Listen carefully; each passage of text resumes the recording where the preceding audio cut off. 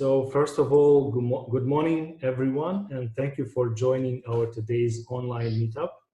We at NGN International organized it today as we are the full-fledged systems integrator and IT consultant established in 2015 in Bahrain as part of NGN group of companies.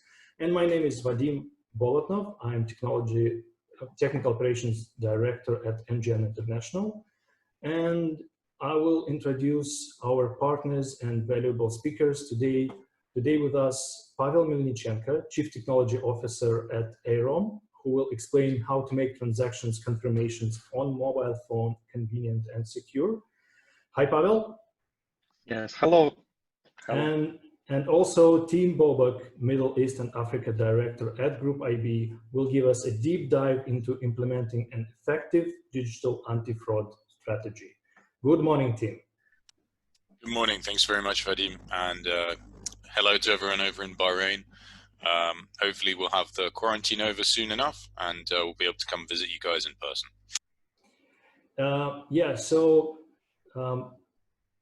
Some of the questions we are going to discuss today is how to balance security and user experience in digital banking. What shall financial institutions do to provide their clients with convenient and secured online transactions, and how to identify online banking frauds and thefts before they occur?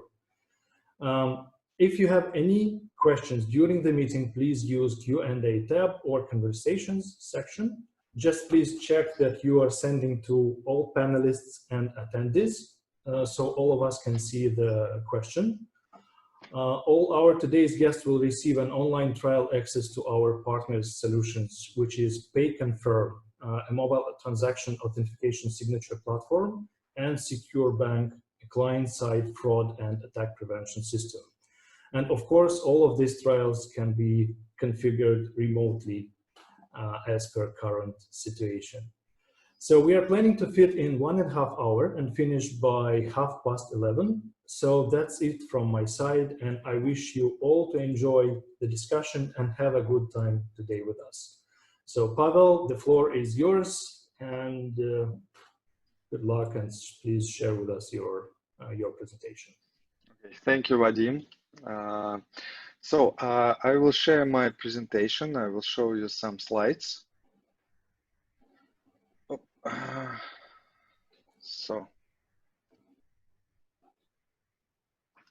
Okay.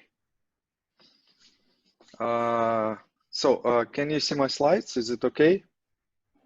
So this is the regular this is the regular question in online meeting. Does anyone hear my voice, and is it okay with the slideshow? So yes, always good. Okay, thank you. Actually, today I want to discuss not technology and technological stuff, but a lot of things about security and user experience. From point of view how to do this, not about implementation. And in implementation, it's all about principles and how to build secured digital banking in 2020 with a good user experience. So the first thing I want to discuss and I want to share with you is why we can discuss this topic, why we have experience in this area. Airome is a Singaporean company, but with Russian roots because of our command and our staff going from Russia. We have Russian roots. And we have about 9 years experience in area of security of online and digital banking.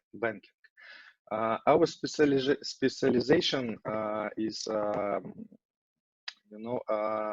we are pointed on this security on this type of security, completely mobile, digital, and online banking, and we have a lot of experience in our country, in Russia, and we have about 70 successful projects, including eight of top 10 Russian banks, and we have different products for legal entities and for personal users. So actually, Russian digital banking is the second in EMA region. It's regarding to Deloitte report. I think it's last year. And this means that Russian people of digital, mobile, and online banking looks like this cat on the screen. They're completely happy. And to do this, Russian banks, they have to face two major problems. The first one, they have to provide the most convenient and the most enhanced and the most developed user experience for their clients, because of Russia is a very, very big country with a lot of regions. And for example, if some bank want to provide their services to all of the country, it's very important to provide convenient and very effective digital channels to reach all of the clients in whole country. And the second problems for our bank is that we live with Russian hackers. It's like a trademark, in the whole world.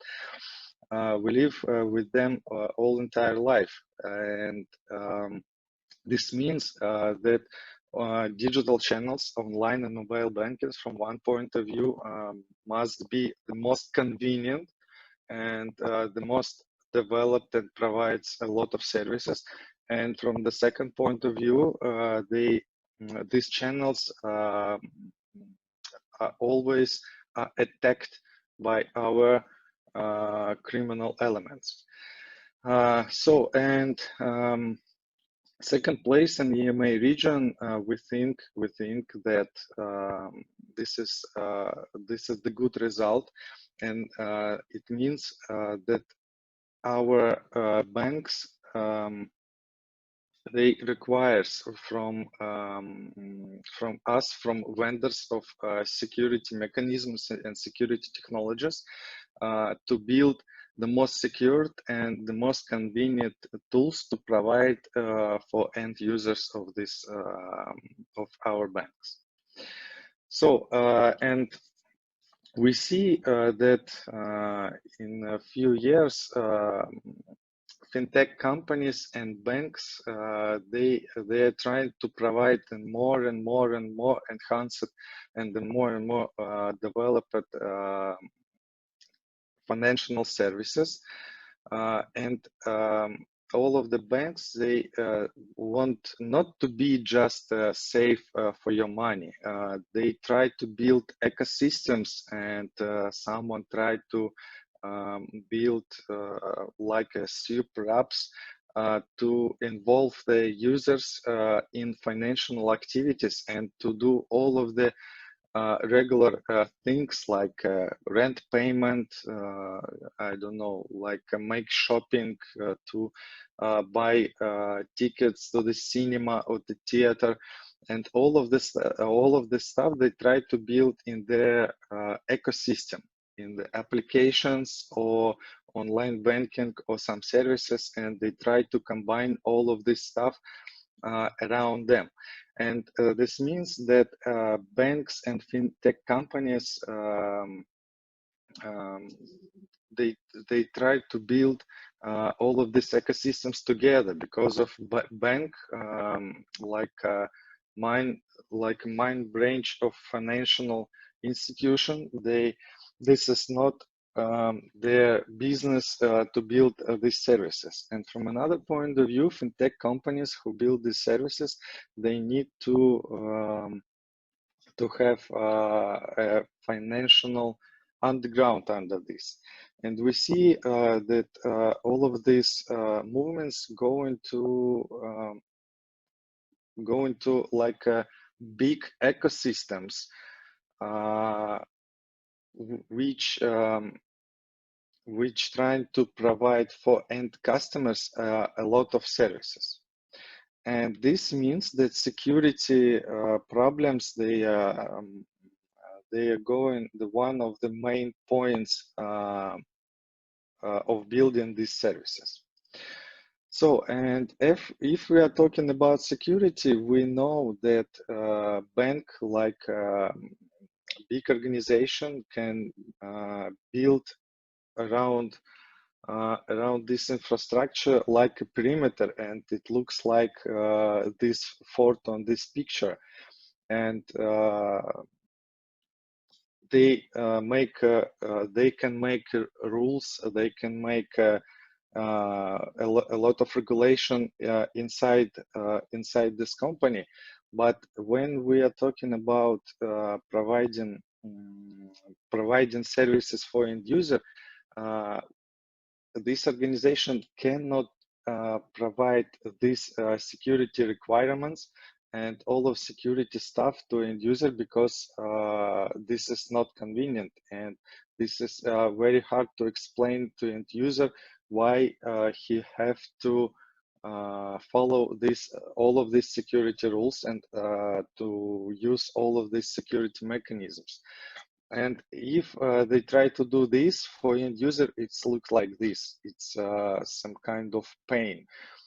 Because of, for example, for my mom, it's very hard to understand how to secure the credit card or their account, why she have to use some strong password that she cannot remember.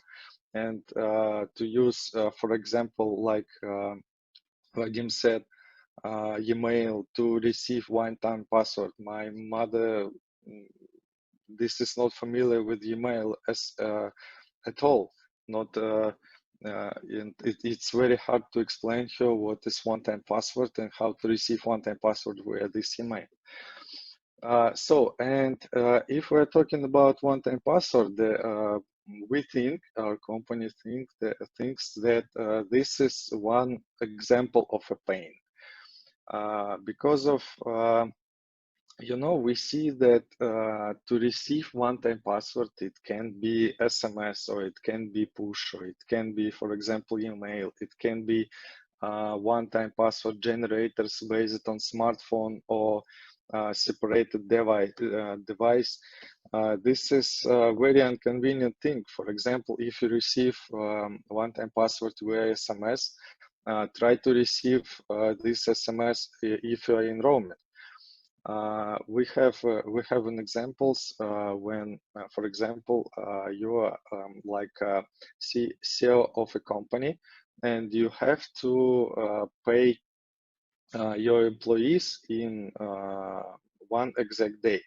And in that exact day, if you're on vacations, or if you're on, for example, in another country, and you have to receive this one-time password, and it can be very difficult because, for example, if you're roaming, SMS can be delivered in 20 minutes, in 30 minutes, or it can not be delivered at all. So, and if we are talking about, for example, separated devices, it's not a convenient thing to take this device always with you. And we have a lot of examples with the one-time password. So we think that for end users, this is very inconvenient thing. So, and we think this is not right situation, and to make a user happy, like a cat on the second slide, we our philosophy, it's like you should think a little about security and how to provide for your users security where it's needed. This is very important thing because security where it's not required, it's an evil. And if you provide security, it must be the real security. And the security tools that you are using and mechanisms and method must be the simplest. This, for end user, it must be the simplest way to be secured, and it must be cost effective because of you can build very strong security mechanisms, but if they will be not cost effective, for example, for your business, for business of a bank, it will be cheaper to accept risks and to lose money even than implement your security mechanisms.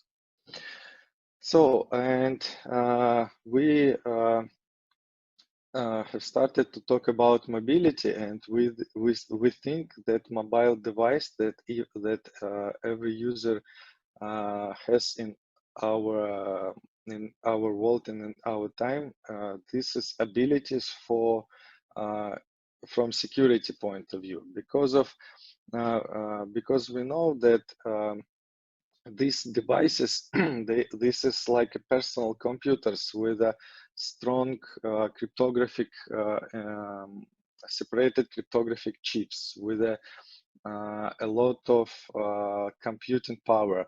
And we can use this device to, and if we use this device in right way, we can provide major security mechanisms with this device for our users. And if we can think and we can provide just one green button on user's smartphone that will tell for bank like a customer of this service that user agreed to do some action and to do this in secured way. Actually, this will be the main purpose for us, like from security point of view. Actually, when we're talking about remote channels, the main security point is to get agreement from a user that he agreed to do the exact action. For example, it can be login operation, or it can be transfer money from our account, from one account to another, or it can be signing of some additional agreement for base agreement with the bank. And if this process will be secured properly, process of agreement, it will be enough, and it will remove the major security pains of bank like a customer. So we think that security mechanisms should provide just one button. Maximum it must be two buttons. I agree, and the second I disagree. That's all. No any actions like receive one-time password and retype it. No any actions like give separated device and do some actions with them. No separated hardware. Just one button on a user's smartphone that he's agree or he's not agree. This is the hardest thing. The hardest thing that users should do from security point of view. And actually, we see in our project that is really enough. It can be done like this. When we do mechanisms like this, maybe this is happiness, and this is all things from security point of view that users should do. But we can think a little bit more. And the question in this area is our security the simplest? Because we see in our projects that even one button, one green button, I agree, can be very hard for some users because of they do not want to do anything in our era of you know, smart cars that use autopilot to bring you from one place to another, in area of artificial intelligence that knows all about us and can prevent our needs before they became true. And maybe we can use the same techniques to provide security services. And actually, we think that yes, we can. And we know because of I mean, we as a security services, security technologies provider, and you as a banks, we know our user, and we can collect a lot of information about his behavior, about his usual transactions, about his usual actions, about his devices, about his habits, and all of this stuff. And when we work with the user's mobile phone, we can collect more and more information, not just about users' behavior, but about users' devices too. And when we can analyze all of this data, we can decide, even without any actions from user, even without press this green button, agree or not agree, that user really wanted to do this exact operation and to make this exact transaction, because of the principles can be like this user usually does these transactions in this period for this sum from this device, from this location, and this is a big probability that he will do this operation in the next month, for example, and the next month, and the next, and the next, and the next. And why we should disturb our user to ask them, is he agree or not? Because if he do this in the same time, in the same way, we think we can decide that this operation will be provided by this user too. And in this case, we can not to disturb our user at all. So, but if we see some suspicious operations or transactions, and in this case, only in this case, we should communicate with our user and ask him for agreement. Actually, we call this like an adaptive security. And when I tried to find the picture to show how convenient it can be, what adaptive means, it's I found the picture of these beautiful sneakers because of we think, and our purpose and our goal to make the security technologies, the security techniques as convenient as these sneakers. Our end user should not think about security at all. Our user must be secured, like foods in these sneakers, and it can be as convenient and these shoes too. So our goal and our technologies and all of our products are built with these principles, and we think that we are quietly successful with this because of, as I said at the beginning of my presentation, that we have a lot of customers in the very difficult regions, in the very difficult region like Russia and Eastern Europe, because of our clients. They need and they require from us the most convenient and the most secure and the cost-effective security techniques, technologies, and products. So that's all. Thank you for your attention. This is my short presentation. If you have any questions, please, I will try to answer. Thank you, Pavel. Thank you for this presentation and for the overview of current situation with the security and payment transactions.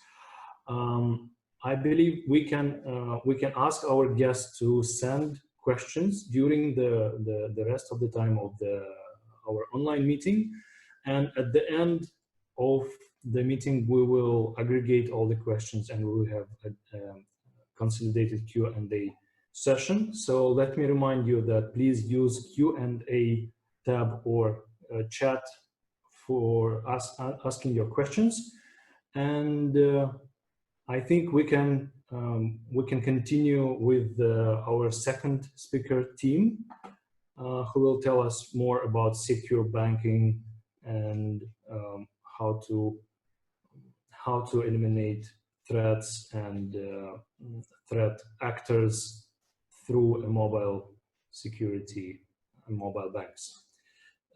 So guys, please continue asking your questions to Pavel, and we will have a Q&A session at the end. And team, welcome, please, the floor is yours. Thanks very much, Vadim. Are you able to see my screen currently?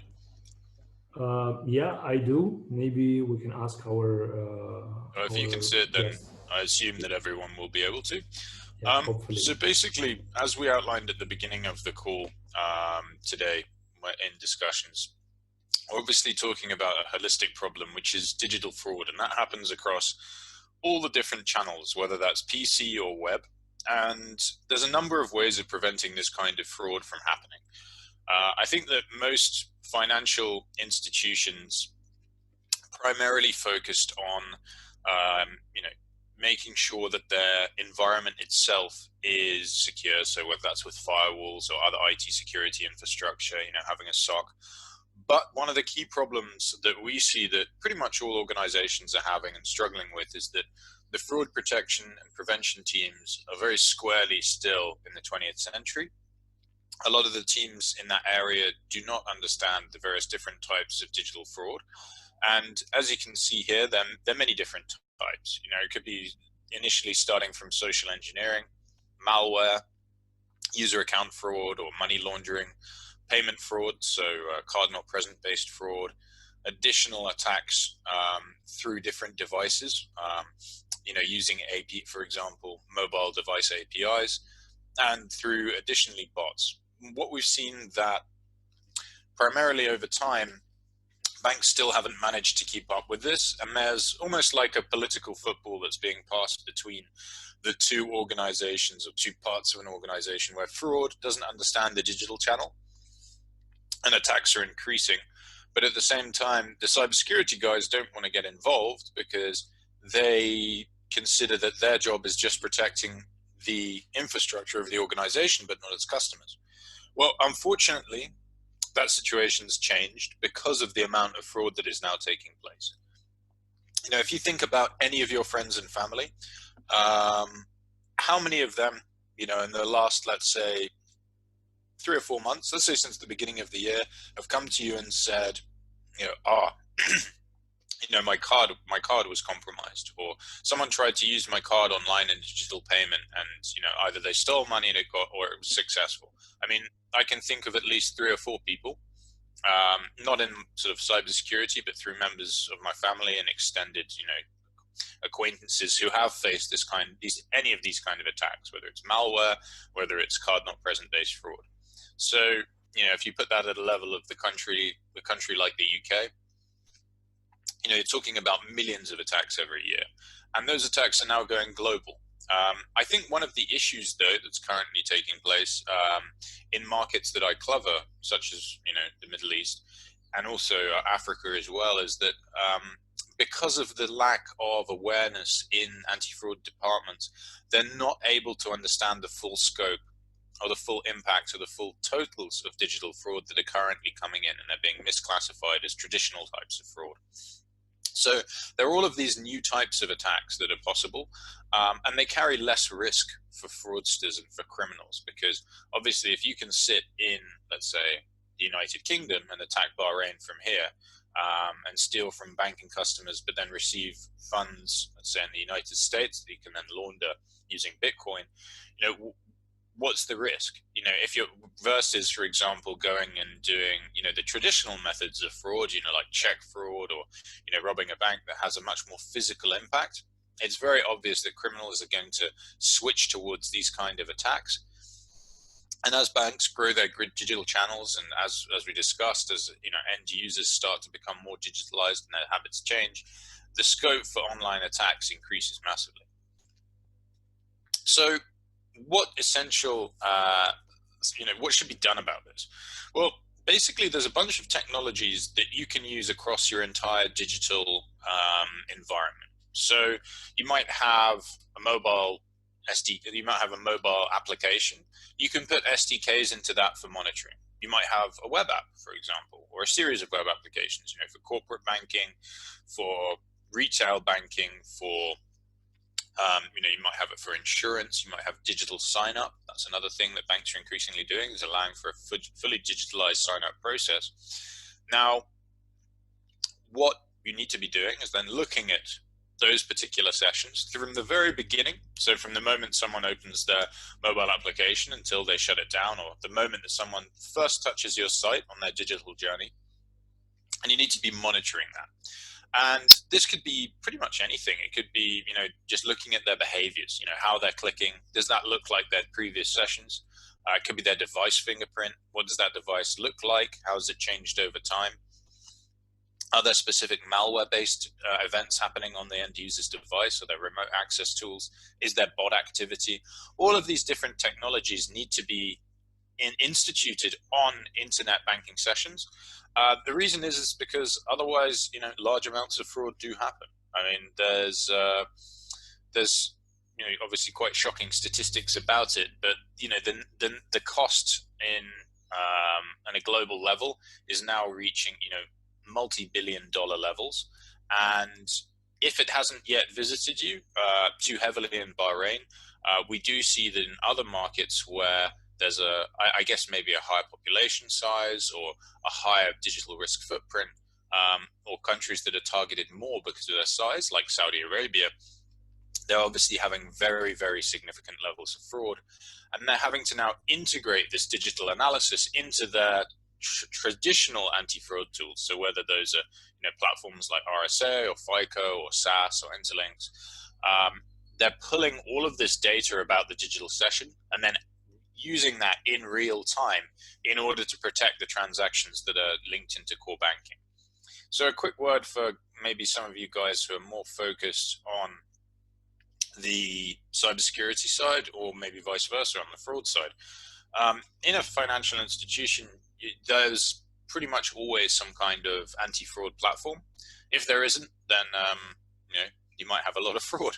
But essentially, that anti-fraud platform will integrate. It's called a transactional anti-fraud system, and those will be integrated into ATMs, core banking, any kind of internet-related banking, and it'll assess essentially all of the variable channels where money is flowing inside of that institution. Now, as part of that, there's obviously digital fraud. Now, digital fraud represents the highest and most frequent type of attack against any kind of institution. The advantage being, like I said, is that no one has to be present when they perform the attack. So in order to perform online monitoring of customer sessions or attacker sessions, you have to then start monitoring, the unknown users. In order to do that, you can institute an SDK into a mobile app or JavaScript that hangs all over the website that you're looking to protect. So obviously can be obfuscated. Now that user and end user device analysis takes place in the cloud, but it obviously can be, for example, like in the new AWS in Bahrain. In country, only information that's anonymized is collected, no transfer information, how much money's going where, no PCI DSS related information. And that then automatically feeds into these traditional old school anti-fraud monitoring systems before transactions are even requested. So what the new generation of anti-fraud is doing is essentially taking a view of online fraud and making that real time, making that view and that analytics happen so that before an attacker even has a chance to commit to doing a fraudulent transaction, information is already inside of the bank, inside of the anti-fraud systems there that allow for those kind of malicious transactions to be blocked. So how does that work? Well, there are many different kinds of attacks. I think we touched on a couple of them, and we're talking about some kinds of COVID-related fraud. A lot of the time, there'll be various different attacks, like I mentioned. It could be fraud, standard fraud, social engineering. Basically, you need to have a huge amount of information that's fed in because of the complexity of the different kinds of attacks. So to give an example, the most frequent is card not present based fraud. So this is when I've managed to, let's say I'm a criminal, and Vadim, I've got his credit card number, his CVV code, and also the expiry dates. Maybe I've got some address information. So I'll gain that information, and then I'll just use a standard online based tool. I might have access to his mobile device if, for example, confirmation codes are being sent via SMS. I might have a social engineering element, or very frequently, some online transactions do not require any kind of additional authentication. If that's the case, then obviously using that card, that credit card information, you can very easily commit fraud against a bank. So, how is that information made available? Very frequently, there are tools like JavaScript sniffers. Whenever someone does an online transaction on a compromised site, for example, you guys might remember the MageCart attack against British Airways that took place about 1.5 years ago. In those instances, the credit card information of the customers of a bank is being compromised. Now, obviously, what you can do in order to prevent that is monitor on your 3D Secure page, obviously enable 3D Secure, but then create your own analytics by deploying, for example, a solution for digital fraud monitoring onto your 3D Secure page, and then cross-referencing all of the information from previous sessions against that potentially malicious one in order to find it. Because every single time that you're performing a digital action, say I'm using my machine or I'm using Vadim's machine, those will have completely different fingerprints, completely different behaviors. If, for example, Vadim's behind the keyboard, or if I am, I might type slower. I might have a different cadence of typing versus Vadim, or I might move the mouse quicker or slower, or my computer might have a different, WebGL parameter. All of these different things can allow you to recognize who is your normal user and who isn't. There's also huge amounts of other types of fraud that we see happening. One that's very frequent at the moment is people are, instead of, in this case, people are saying, this was an example we were seeing a lot last year, where people would be called up by someone pretending to be an investment broker. They would say, much like a cold call, they'd say, okay, great. We're just going to demonstrate, how to invest to you. You can make some real money.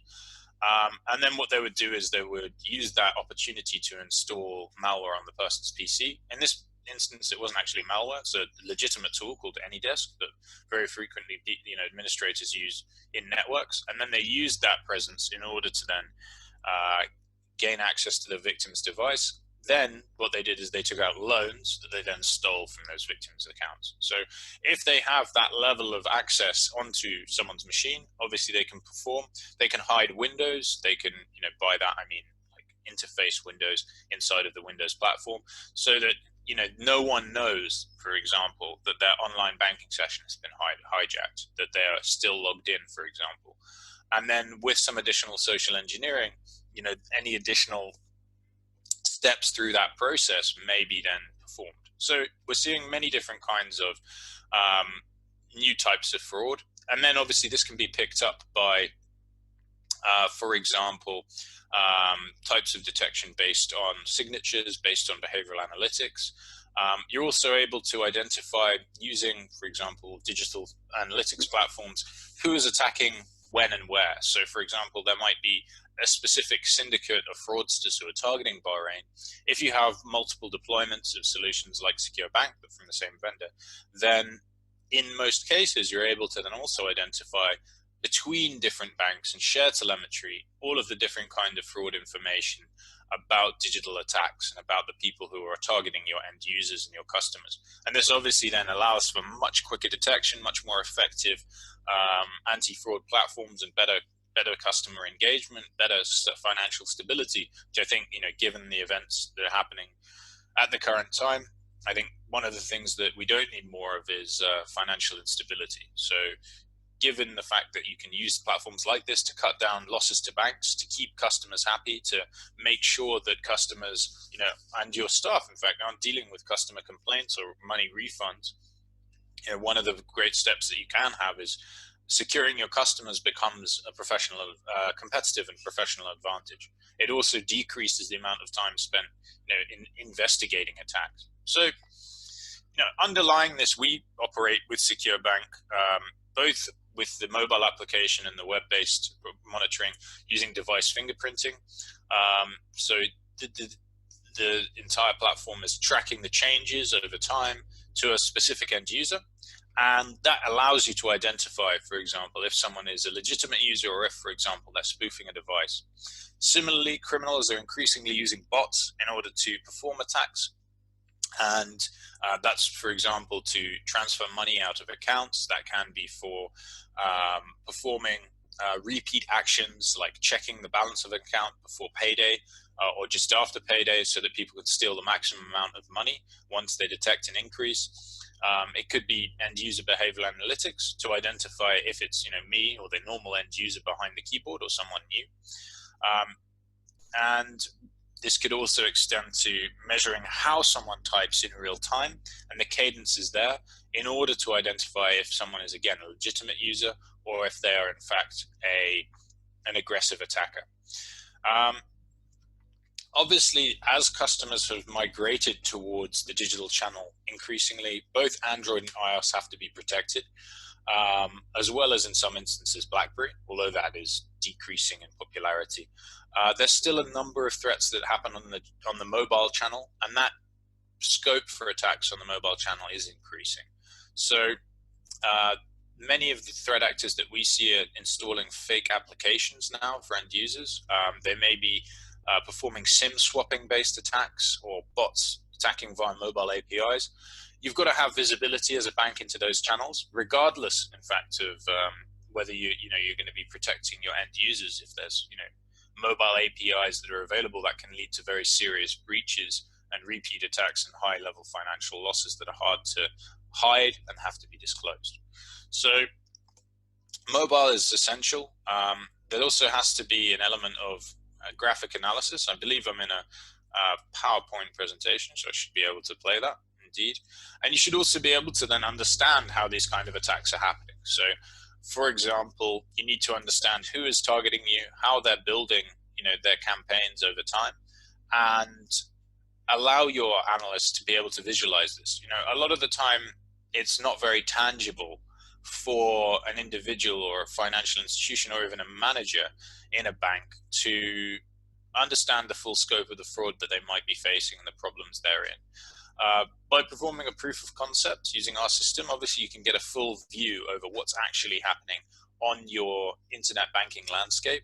You can get an insight into one specific machine or a couple of different fraud users targeting hundreds of different accounts, obviously that's never a good thing. And so we're then able to plot that out and just demonstrate, during a test, for example, in a financial institution, just how pervasive fraud is and how much is currently being undetected. Because a lot of fraud that does happen, especially with lower denominations, actually may in fact be missed both by the bank and by the end users. Once you're able to increase that visibility, you're obviously able to protect your end users much more effectively. So that's kind of like a high level about online fraud mitigation strategies, that you need to have visibility into what is actually happening out there during the course of all of your customers' digital sessions. It's pretty standard now with tools like EDR, for example, or antivirus, or SIEM, to be logging all of the events and all of the activity that's happening inside of your network in order to then secure it. Financial institutions accordingly have a responsibility to their customers to make sure that also their sessions and their behavior on the banking infrastructure are also logged and investigated. And if that information can, be used in order to stop fraud, to increase the reliability, increase the security of the bank, and improve it for customers, then I think it's something that is quite clearly a genuine business case, and also I guess a corporate and social responsibility point. Ultimately, at GroupIB, what we are interested in is investigating and stopping cybercrime. So from our side, we're very welcome to offer some proof of concepts around our platform, Secure Bank, to financial institutions in Bahrain in order to align and give them visibility over the types of fraud that their customers may be facing. So I'll pause here. I think we've got questions both for myself and also Vadim and the team from Airome. So I'll stop there, but obviously we're keen to have further discussions about all of the different kinds of attacks that we do see and how we can combat them. So thank you very much. Thank you, Tim. Thank you for your presentation. And as far as I understand from, I think, both presentations, it is important to monitor as much information as possible within, whether it is digital banking, online banking, whether it is mobile banking or your customer behavior. And then you can aggregate this information and you can just identify whether it is normal behavior or it is, let's say, malicious behavior. And having this information will enable our clients, who are financial institutions, to secure their money and their clients' money, and it will enable our clients to have a user-friendly solution like Airome Technologies provides. So yeah, thank you, Pavel, thank you, team. We have some questions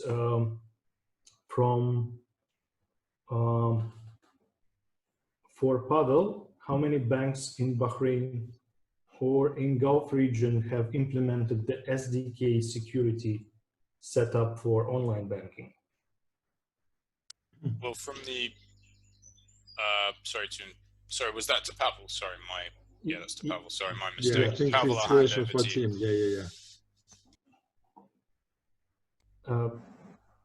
So I think for both of you, there are two questions. I think for Pavel, what about regulation in case of one-button agreement, which is, how do you handle this? Yeah. Actually, when we're talking about regulations, this is a different question from country to country. Because of actually in the whole world we see two types of regulations in this area, and especially in area of transactions confirmations and agreement that was delivered from a user. The first regulation type is like In the two words, it tells us that two legal entities, for example, bank and end customer, can sign agreement between each other and do all of things regarding this agreement. And the second type of agreements, and this on regulatory level, government separates confirmation types based on its security and approvance level. For example, in Europe, they have a simple digital signature, simple confirmations, like a strong digital signature, strong confirmations, and qualified digital signature and qualified confirmations. So when we are talking about our products, we are talking about simple and strong security levels, because of our main goal is substitute SMS one-time password, token-based one-time password, and push notifications. And when we are talking about security from this point of view and from this goal, so our solution works on the same regulation level like an SMS. For example, if you are using SMS, which regulation type do you use? It can be agreement between you as a bank and end user, or it can be regulated by your government. So we think and we work on the same regulation level.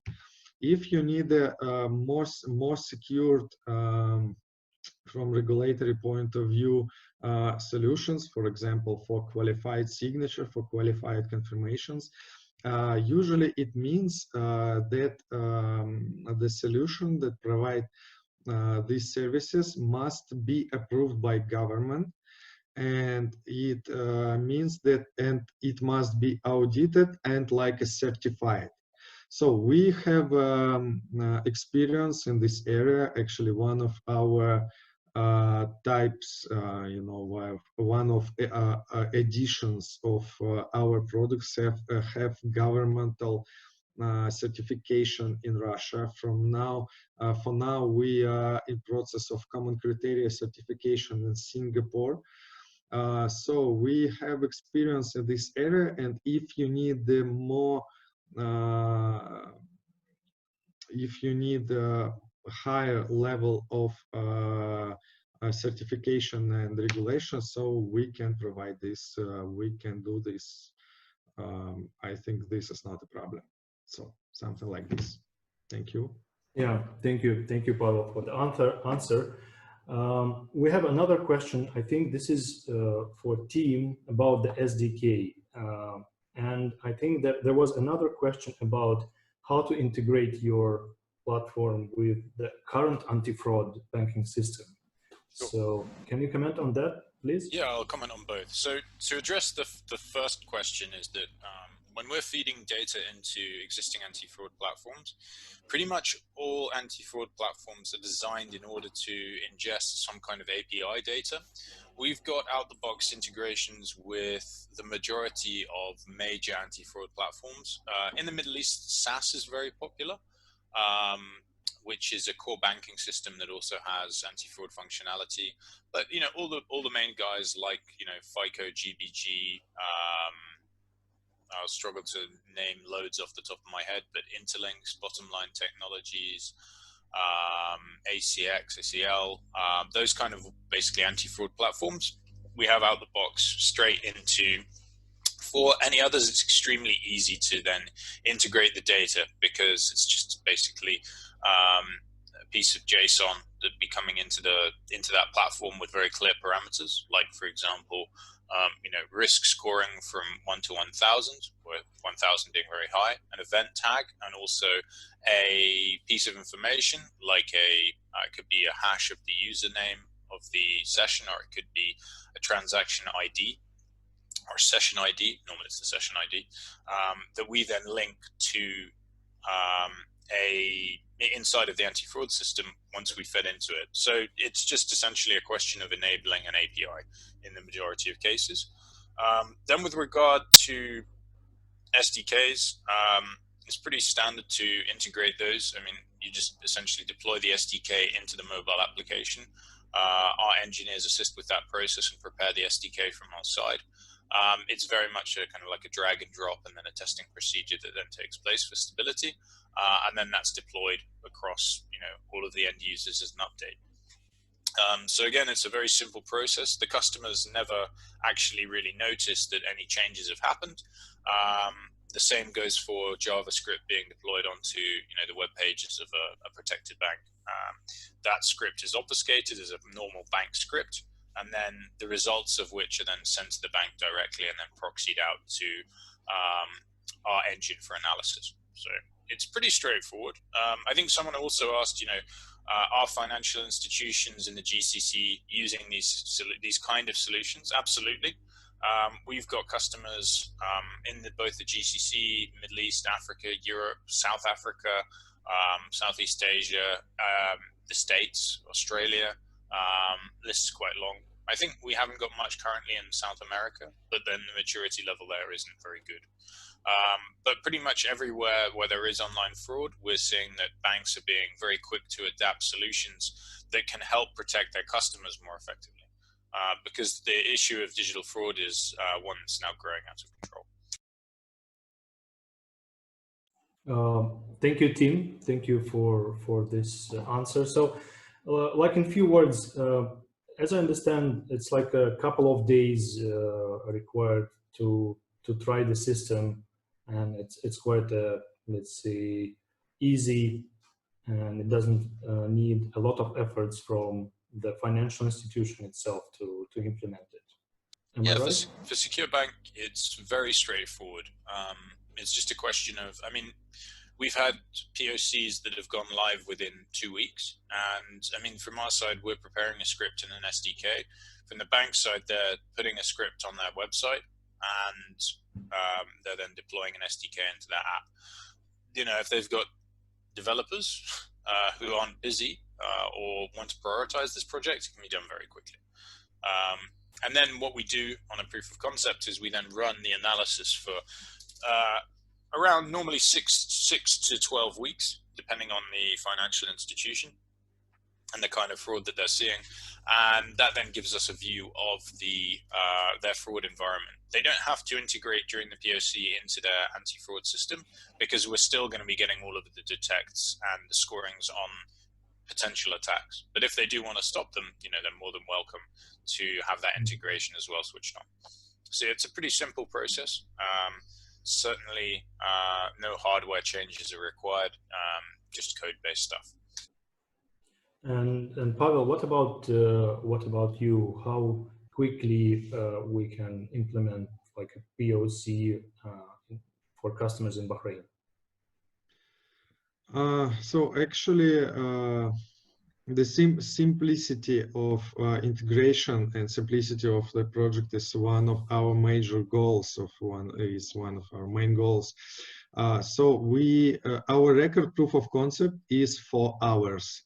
So from providing SDK to mobile and applications developers to demonstration for top management how it works. It's about 4 hours. But this is some kind of record, and this is not this is POC, and this is not regular thing. And as Tim said, a lot of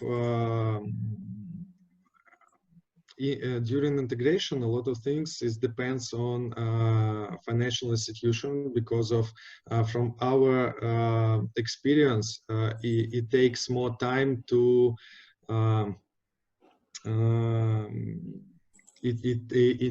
to invent where where this green button that I agree to make this transaction should be situated in mobile application, even to realize all of the functionality. So it depends on business processes inside financial institution, inside the banks or another organization, which project stage must be done before before the solution goes to production. Actually, our average project it's about 1 or 2 months, but we have a very fast projects, like one of our last ones. We made all of the implementation in about 3 weeks for a few millions of users. So it's a very good point, we think. So yeah, it's more than population of Bahrain.